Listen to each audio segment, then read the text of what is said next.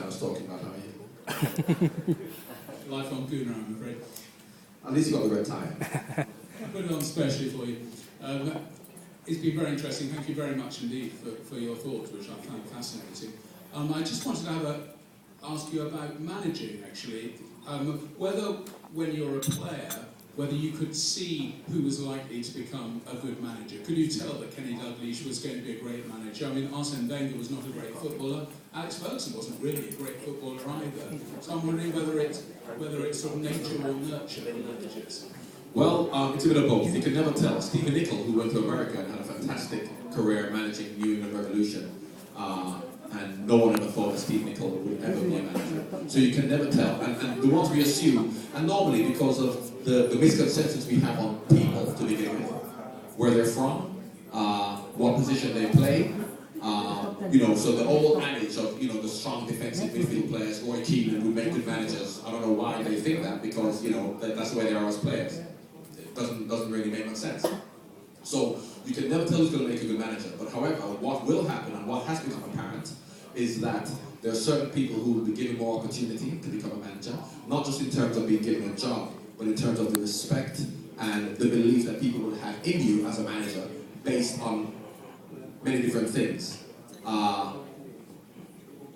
Arsene Wenger, when he first went to Arsenal, being having not played football and having managed in Japan, as an Arsenal fan of a certain age, I'm not saying how old you are, but you must have been around back then, would remember that a lot of Arsenal fans thought, who is this professor type who's never played football managing Grand Passate in Japan, and how is he going to be?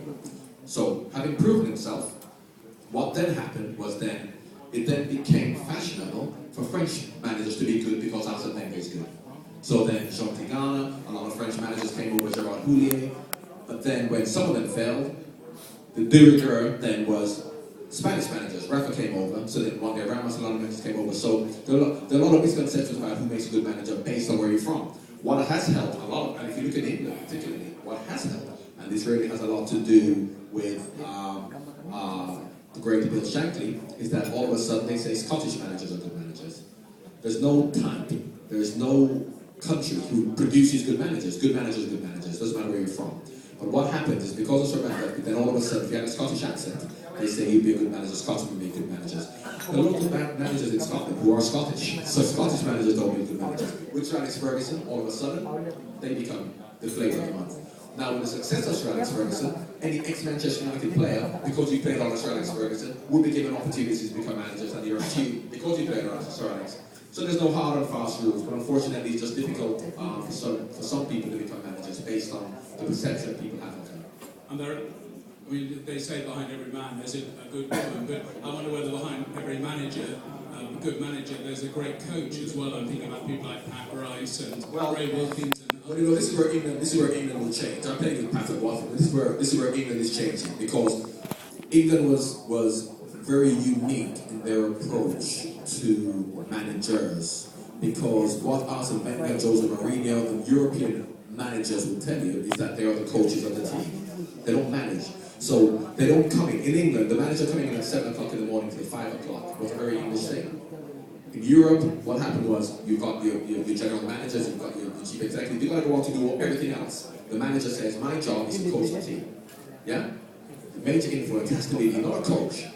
So therefore, I'm coming in at 9 o'clock when the players come in, and I'm leaving at 1 o'clock when my job is finished. So the whole idea of having a good coach behind a manager is very English. Because all of the great coaches, I'll call them, Mourinho, Ancelotti, any of the European coaches who come up with Wenger, they are the coaches as well. So having a good coach is really secondary to them, because Mourinho takes all the sessions, Wenger takes all the sessions, Ancelotti takes all the sessions, Villas-Boas, no matter what you say about them, they take all the sessions. Now England is changing insofar as they're now looking to get those types to come in, because football is such business now, whereas they've always thought, in the old days with England, the manager literally did everything. He signed the players, he literally went with his checkbook to sign the players, he got the money, and he did everything. Now what expertise does he have to do that apart from the coach? And that is where a lot of them got in trouble in the old days. Whereby in Europe, it's always been more about, you know about football, you don't know about business, you are the coach. So that's changing, having a good coach behind you, because any of the top teams, And Sir Alex Ferguson, because he's been around since 1987, he's there now, still has a culture in the training.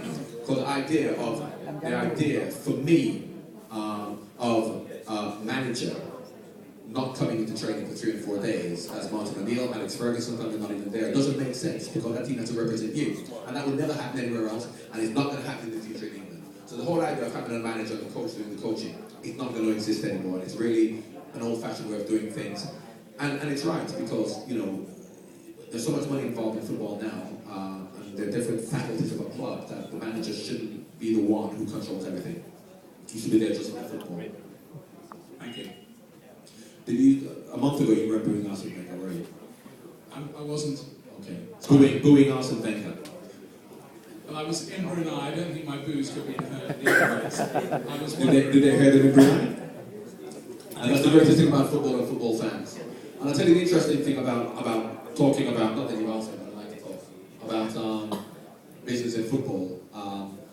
Terry Venables made this comment. Now that there's a lot of business in football and big businessmen now owning football clubs, the problem that you have in football is, particularly in England, is that you don't have Alan Sugar, for example, at Tottenham, in his business with Amstrad. He's king. He's at the top of the tree. People can't abuse him when he goes to work at Amstrad. Whereas when you are at Tottenham, or any football club, never mind whether he's a milkman, a postman, someone who hasn't got a job, he can abuse Alan Sugar. Now, because they're not used to that, what happens is they say, what do you want me to do? Sack the manager, because we're playing rubbish. Now, people who've been involved in football for a long time, even the owners who've always been involved in football, know that the same guy who's saying sack the manager, because we're losing 2-0. When we win 3-2 at the end of the match, they're going to be cheering the manager. So that's how fickle it is. So you have to hold your nerve. And that's why I asked me to do Arsene Wenger. Because any of the fans who then talk about, you know, from Alan Pardew at Newcastle to lots of managers who stay in the job and then do well, Sir Alex Ferguson at Manchester United, you then say to the fans, remember when you were struggling, did you boo the manager? Most of them will say, no, I always supported him. You ask Man United fans, first 3 years, all of them were calling for him to be fired. You also say people now, they would say, no, we always love Sir Alex Ferguson. So that is why every time I meet, you know, any fan, I always say to them, and that's how football is.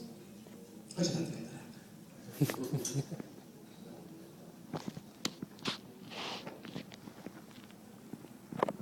Who was booing Roy Hodgson? Any more questions? Don't be scared. Don't be nervous. I'll just talk about it before. Just speaking about Roy Hodgson, interestingly, when you ask me about good managers, Roy Hodgson's a very good manager, but he was at the wrong club. Because I can tell you, whatever Kenny does at Liverpool, and Kenny's done fantastic well at Liverpool, you have to find the right environment to suit you. Kenny couldn't have gone to West Brom and done what Roy Hodgson done at West Brom. Roy can't do at Liverpool what Kenny does, so you have to find the right environment, but it doesn't necessarily make you a bad manager. So, but I know you were all. And secondly, not to say that Liverpool would have done as well with Roy Hodgson, but I can tell you, if people had supported Roy Hodgson more, they wouldn't have done as badly as they did. You know, that's why I'm talking about. If fans stick with the teams and support your teams, Alan Pardew and Newcastle, you know, they're calling for a second for what they've done. You know, if you stick with the team, that is why I want to start managers now. In my day, players used to get booed. And when players get booed, you then have to perform. You're responsible for your performances. You're responsible for your bad performances. I would never accuse any player of not trying. Never. However, subconsciously, I know, and I had a little bit with Liverpool with Graham Souness. Subconsciously, you know, if we don't perform today, am I going to get booed or they're going to boo the manager? As long as the answer is we're going to boo the manager, then you don't perform.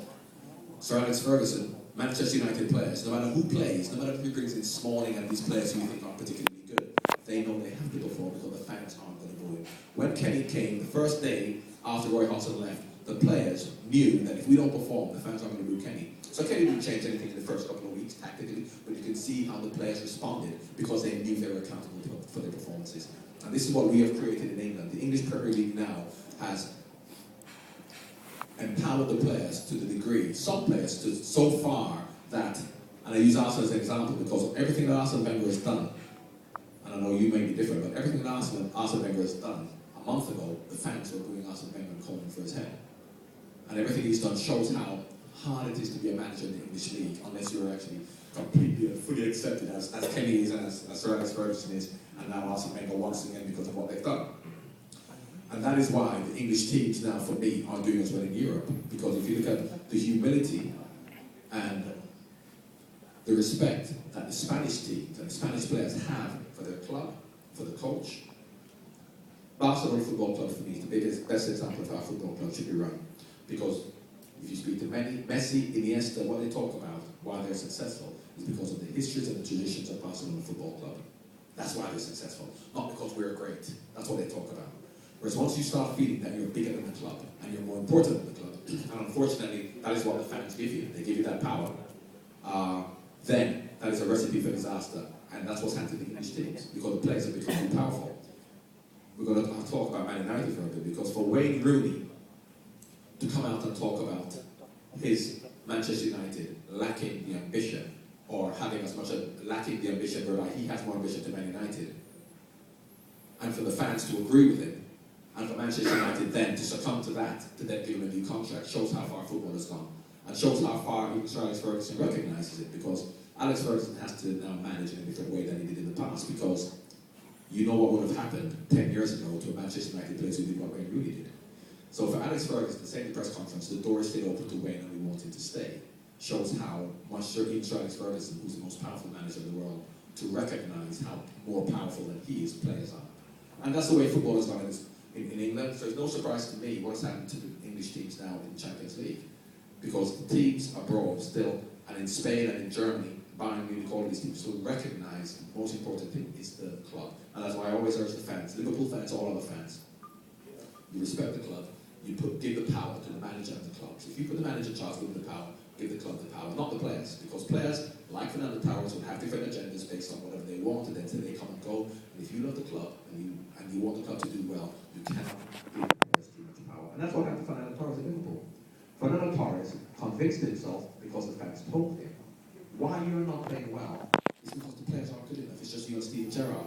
Once he started to believe that, he started not to perform, but then when he's not performing, he doesn't look at himself, he looks at his teammates. Now for the last 6 months at Liverpool, that's what he was telling himself. The team's not good enough, but that's what the fans told him. Then, if you believe that, here's an opportunity. Go to Chelsea where they have better players, but he's gone to Chelsea and now he's still not performing, because that wasn't the problem. Because we empower players too much. And that is why, I always say, when they ask me about players for Liverpool, the best players, and he's your favourite player, and he's been great, I say, forget about them. Forget about them, because they will come and go. No one thought Torres will go. Obviously, Steven Gerrard's going to stay, because, we want Luis Suarez to stay. But what we need to have better players around him to help Liverpool Football Club, and we really need to then give the power back to the fans and to the club, because they have the power. I'm not a revolutionist, I'm a little bit better. Any other questions? I'm monopolizing the whole situation. People ask me questions. No more? Are there any more questions? I've answered questions that I've even asked. So. Yeah, maybe John Barnes has a questions for us. Do you? Did the Sultan of Brunei go to Sandhurst? What year was he at Sandhurst? So my father was at Sandhurst, and he thinks he was there with him. He's a bit younger than my dad, but my dad was there with Peter Barthelballs, and he thinks he was there with the Sultan. You don't know that answer though, do you?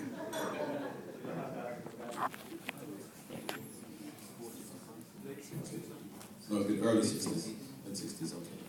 I'll ask it. That's my only question. Let's actually invite John Barnes up here right now and let everyone have an opportunity to actually take a photo with him.